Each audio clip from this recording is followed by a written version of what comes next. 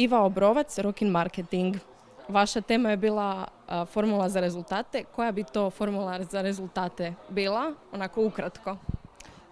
Pa ukratko, nisu nužno najveći budžeti najbitniji za najbolje rezultate, nego vrhunski ljudi koji se dobro kompenzira, kvalitetni procesi i naravno nekakva kultura eksperimentiranja koja ne može škoditi. Može li formula za uspjeh funkcionirati jednako za neke manje i za veće klijente ili se moraju ljudi prilagođavati? Apsolutno može funkcionirati za sve, mislim da i za najmanje firme, za startupove, za srednje firme i za korporacije ista formula, ali pa naravno ovisi, veće kompanije imaju veći budžet, mogu lakše skalirati, ali bez tog pravilnog mindseta proaktivnosti, mindseta eksperimentiranja, svi će pasti najčešće na iste probleme. Koristite li vi umjetnu inteligenciju pri nekakvom sadržaju koji planirate? Da, koristim za apsolutno sve i svašta, znači od pisanja sadržaja za oglase, izrada prototipa za proizvode, što je izuzetno zanimljivo tržište, do različitih AI automatizacija. Tako da vjerujem da sa razvojem AI-a danas će se značajno promijeniti rola marketingaša, više ćemo imati generalista, manje recimo nekakve specijalizacije i specijalista na tržištu.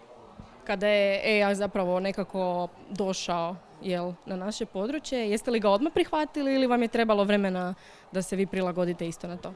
Da, ne, mi smo odmah skočili na to jer inače radim i u Marshall Machine, mi smo inovacijska kompanija, tako da mi pravilno radimo inovativne proizvode i morali smo odmah skočiti. Razvijamo i AI agente, tako da mi smo praktički isti dan, odmah smo uzeli licence za cijeli tim i krenuli raditi sa njima. I danas praktički imamo već 2 godine iskustva, što vjerujem danas dosta olakšava situaciju na tržištu u odnosu na neke druge timove koji možda tek sada kreću. Može li umjetna inteligencija zamijeniti čovjeka? I dalje vjerujem da ne, pogotovo ne u razini kreativnosti i vjerujem u tom segmentu da i dalje ljudska komponenta i ta humanost je nešto što i mora i dalje postojati, a pogotovo recimo u segmentu muzike i kreiranja bilo čega. Puno hvala.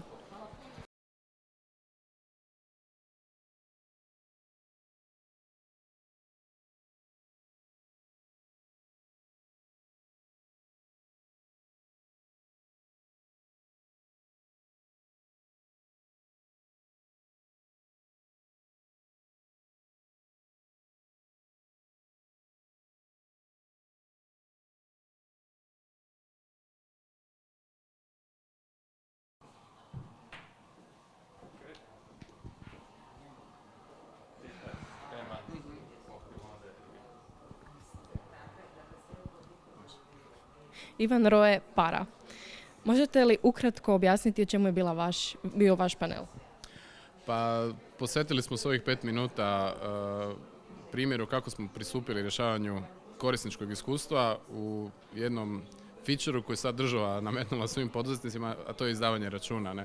Featureu koji postoji već desetljećima, napravljen valjda tisućama puta različitim softverskim rješenjima, a mi smo se sada posvetili tome kako to pokušati napraviti bolje, jednostavnije, pogotovo za hrvatske poduzetnike. I jeste li uspjeli napraviti bolje i kako? Pa mi vjerujemo da jesmo. Stvarno smo se stavili u ulogu poduzetnika jer jesmo sami poduzetnici. U biti sve usluge koje naša tvrtka radi već 10 godina skoro su krenule tako da smo rješavali vlastite probleme. Pa smo u ovom slučaju išli rješavati jedan vlastiti problem i riješili ga kako smo mi htjeli da bude riješen. Tako da primjerice u potpunosti mi ćemo taj osjećaj anksioznosti koji će korisnici sigurno osjetiti kad budu krenuli sada izdavati račune, pa će morati razmišljati da li je nešto fiskalizacija 1, fiskalizacija 2, da li je neka usluga spada u nekakav NKD, lijevi, desni, da li treba primijeniti određenu stopu PDV-a ili ne, tako da mi smo sve to ubacili unutra rješenje da korisnik jednostavno bira kome želi izdati račun, zašto želi izdati račun, i rješenje mu sve drugo samo sugerira i rješava za njega. I što ste naučili radeći na ovakvom projektu? Pa ajmo reći da smo naučili reducirati. Less is more, definitivno. Ovdje smo htjeli stvarno obrisati sve nepotrebne korake, a s druge strane pustiti ipak ključne informacije, tako da nadam se da smo postigli u svojem naumu.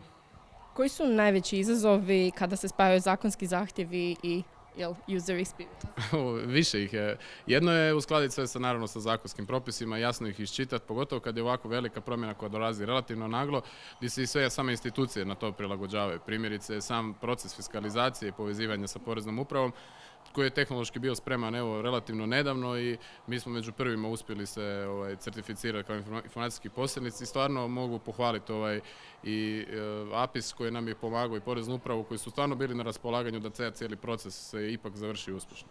Jeste prvi put ovdje i što mislite o nagradama?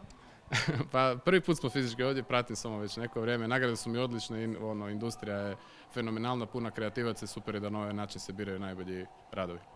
Puno hvala. Hvala lijepo.